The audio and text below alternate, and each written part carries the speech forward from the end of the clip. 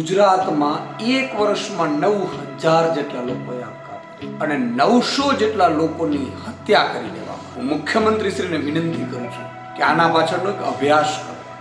આજે જ્યારે આ આંકડા ઉપર હું નજર ફેરવી રહ્યો હતો તો વિચાર કરો, ગરીબીના કારણે કેટલા લોકોએ જીવન ટૂંકાવ્યું છે, બેરોજગારીના કારણે જીવન ટૂંકાવ્યું છે, હાઉસવાઈફ જીવન ટૂંકાવી રહી છે, વેપારી નાના જીવન ટૂંકાવી રહ્યા છે, ખેડૂતો જીવન ટૂંકાવી રહ્યા છે, ઇવન વિદ્યાર્થીઓ જીવન ટૂંકાવી રહ્યા છે, લગ્નેતર સંબંધ ન થવાના કારણે કુંવારા રહે છે, જીવન ટૂંકાવી રહ્યા છે. તમે કલ્પના કરો, આપણે ગુજરાતમાં એક વર્ષમાં 9,000 લોકોએ કંઈક ના કંઈક કારણોસર જીવન ટૂંકાવ્યું છે. એમાં મોટા ભાગે ગરીબી અને આર્થિક પરિસ્થિતિ જવાબદાર છે.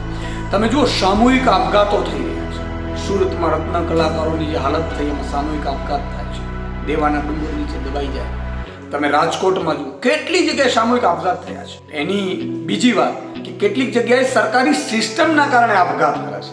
મારી એક વિનંતી છે, હમ્બલ રિક્વેસ્ટ છે, સ્થાનિક રોજગારી 80% કંપનીઓમાં મળે એવી વ્યવસ્થા કરો. આપણે જે બાળકો ઉપર સ્ટ્રેસ આવે છે, વિદ્યાર્થીઓ ઉપર, એમાંથી કેમ બહાર આવે એની વ્યવસ્થા કરો. આ મામલે આમ આદમી પાર્ટી આપણી પાસે ડિમાન્ડ પણ કરી રહી છે કે સમાજ વ્યવસ્થા સુદૃઢ બનાવો, ન્યાય વ્યવસ્થા સુદૃઢ બનાવો. મુખ્યમંત્રીશ્રી આના ઉપર ગંભીરતાથી તમે પગલાં ભરો અને યોગ્ય કાર્યવાહી કરો.